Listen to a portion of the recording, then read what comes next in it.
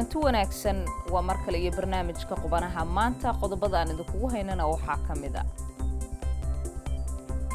qarax xoogan oo ka dhacay meel ku dhow xarunta baarlamaanka Soomaaliya madaxweynaha Somaliland oo sheegay inay joojiyeen wada hadaladii ay la wadeen Soomaaliya isagoo ku eedeeyay dawladda Soomaaliya inay weerar ku soo qaaday Somaliland ciyaarihii iyo qodobo kalena waan idin haynaa aan ku bilownay 4 qof ayaa ku dhimatay 2 kalena way ku dhaawacmeen markii qarax uu ka dhacay meel ku dhow xarunta baarlamaanka ee dawladda federaalka ee magaalada Muqdisho baabuur uu waday qof isu soo midaamiyay oo walxaha qarxa laga soo buuxiyay ayaa la sheegay inuu ku qarxay bar control kadib markii ciidanka halkaasi joogay ay ka shakiyeen oo ay joojiyeen qaraxan ayaa waxa uu burburiyay baabuur iyo bajaajka gaadiidka loo yaqaano ee wadada ag yaala goobta qaraxa uu ka dhacay qaraxan maanta ayaa imaanaya 3 cisho kadib markii qarax uu ka dhacay meel ku dhow hotel Wehliye ee wadada Maka al-Mukarrama halkaas oo ay ku dhinteen 17 qof isla wararka magaalada Muqdisho ayaan ku guda jirnay khilaafka siyaasadeed ee ka dhashay gudoomiyaha baarlamaanka markii mooshin laga keenay ayaa cirka isku shareeray kadib markii mooshinkaasi muddo loo qabtay war-saxaafadeed ka soo baxay gudoomiye ku-xigeenka koobaad ee golaha shacabka aqalka hoose ee baarlamaanka Soomaaliya Cabdiwali Ibraahim Muude ayaa lagu sheegay in 31 bishan Maarso la qaban doono kulan mooshinka ka dhanka ah gudoomiyaha baarlamaanka Maxamed Sheekh Cusmaan Jawaari war-saxaafadeedkaasi waxaa lagu wargeliyay mudanayaasha baarlamaanka inay yimaadaan kulankaasi oo dhici doona sidoo kale laguna beegay maalinta uu furmayo kalfadhiga 3aad ee baarlamaanka dhinaca kale waxa war-saxaafadeed ka soo baxay xafiiska gudoomiye ku-xigeenka labaad ee baarlamaanka Soomaaliya Mahad Cabdalla Cawad looga jawaabay war-saxaafadeedka gudoomiye ku-xigeenka koobaad waxaana lagu sheegay in ayadoo gudoomiyaha aqalka hoose ee baarlamaanka uu joogo ay sharci darro tahay in kusimo uu noqdo gudoomiye ku-xigeenka koobaad sida uu qabo dastuurka qodobka 94 maadaama uu joogo gudoomiyaha baarlamaanka si kastaba ha noqotee war-saxaafadeedyada iska soo horjeeda ee dhinacyada baarlamaanka Soomaaliya ee ku saleysan codka mooshinka ay loo qaadayo gudoomiyaha baarlamaanka ayaa waxa uu uga sii daray xaaladda siyaasadeed iyo khilaafka soo kala dhex taagnaa ee dhinacyada lamana oga halka uu saldhigan doono dhinaca Somaliland madaxweynaha Somaliland Muuse Biixi ayaa sheegay in ay joojiyeen wada hadaladii ay la lahaayeen dawladda federaalka ee Soomaaliya kadib markii uu ku eedeeyay in dawladda Soomaaliya ay weerar ku soo qaaday Somaliland hadalkan waxa uu ka sheegay kalfadhi ay lahaayeen mudanayaasha baarlamaanka ee maamulkaasi warkan waxa ka soo dirtay magaalada Hargeysa wariyaha VOA-da Sagal Mustafa fadhigan oo ay ka soo xaadireen xildhibaanada labada aqal ayaa madaxweynuhu waxa uu ka jeediyay khudbad dheer oo dhinacyo badan taabanaysa waxaana ugu horeyn sheegay inay guud ahaanba joojiyeen wada hadaladii u dhaxeeyay Somaliland iyo Soomaaliya hadaladii Somaliland iyo Soomaaliya oo markii hore qorshaysnaa inay bilaabaan 19 March sanadkan aanu ku jiro bishan aanu ku jiro waanu joojinay sababta oo ah xukuumadda Muqdisho ayaa weerar qaawan ku soo qaaday dalkeena dhanka kale madaxweynuhu isagoo khudbadiisa sii wata waxa uu sheegay inay xukuumaddiisa ka go'an tahay maalgelin shisheeye si loo helo buudhi shaqo abuur madaxweynaha ayaa dhanka kale waxa uu jawaab ka bixiyay warqad uu sheegay inay u soo qoreen hoggaanka sare ee xisbiga macaaridka ee wadani taasi oo ay ku dalbanayeen in xilka laga qaado guddiga doorashooyinka Somaliland caalami ah oo goobjoogayaashii dalka iyo dawladiisa ahaa ka marqabeen inay ahayd doorashadaas mid daahfuran oo xor iyo xalaal ah xisbiga wadani iyo xisbiga kale ee mucaaradka ku xidhan labaduba waxay oggolaadeen oo ay aqbaleen natiijooyinka ka socday doorashadaasi sababtii waxaan u arkaa doodani xaqiiqada inay ka fog tahay sharcigana baaqsan tahay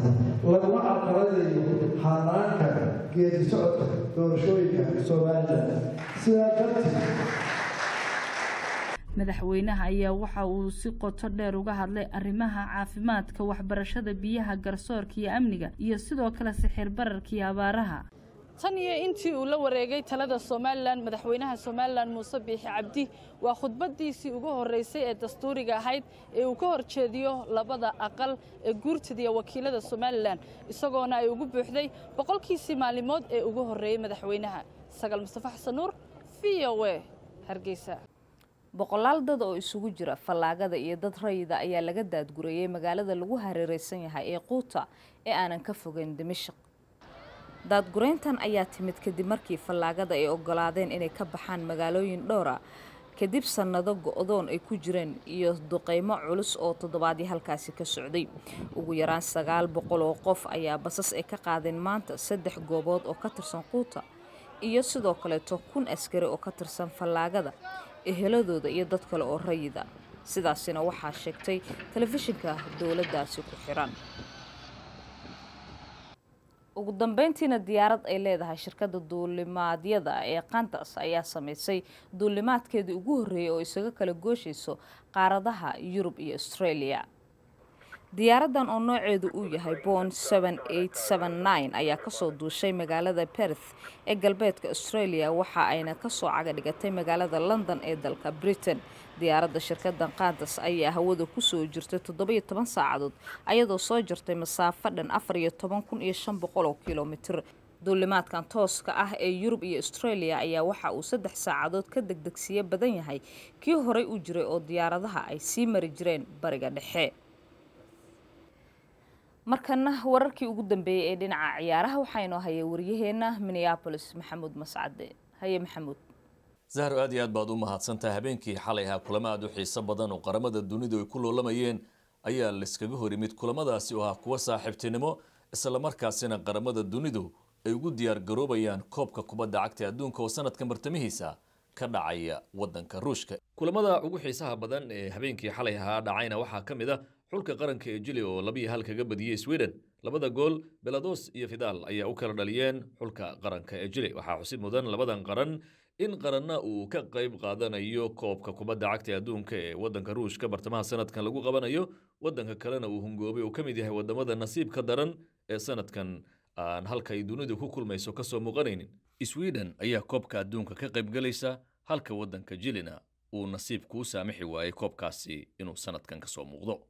sidoo kale waxaa xusid mudan in xulka qaranka ee Cote amaba Ivory Coast loo yaqaano ay 2-2 bareejo la galeen Togo ciyaaryahanka la yiraahdo Pepe oo ciyaara xulka qaranka Ivory Coast ayaa qaybtii hore 2 gool u dhaliyay xulkiisa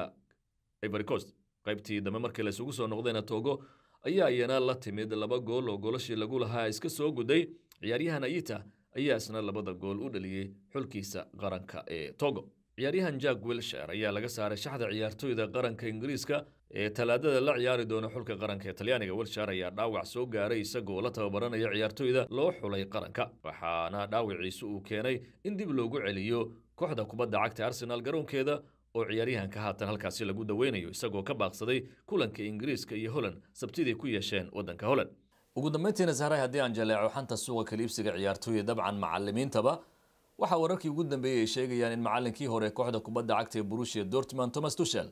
uu gaashaanka u daruuray codsi uga yimid kooxda kubadda cagta ee Bayern Munich oo doonaysay macallinkaasi xilli ciyaareedku markuu dhamaado in ay ku wareejiyaan kooxda uu leeliyo hase ahaatee waxay wararku intaasi ku darayaan in macallinkaasi uu haatan wada hadallo hordhaca kula jiro kooxda kubadda cagta Arsenal taasina ay tahay sababta uu heshiiskii ay doonaysay kooxda Bayern Munich uu ku diiday waa tahay waad mahadsantahay Maxamuud adiga mudan Zahra haatanna waa xubintii maxaa maskaxdaada ka guuxaya السلام عليكم ورحمة الله وبركاته وهرين مقعيقوا ومحمد عدو وان إذي سلامة بعد في OA لمانتين مسكحدي إذي واحد قوحايو لبعاتن يتضبط السنة محان دولة ونقل عنها يدد جيرو وحوال بو عالم كلية كهر مرسنا لين هاي وان إذي سلامة السلام عليكم ورحمة الله وبركاته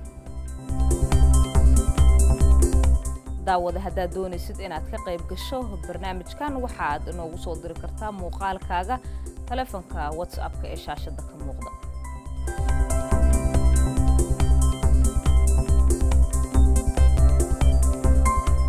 intaasna waxaa noogu eg barnaamijkii qubanaha maanta intaynu mar kale kulmi doono berri inta ka horreysa nabadgelyo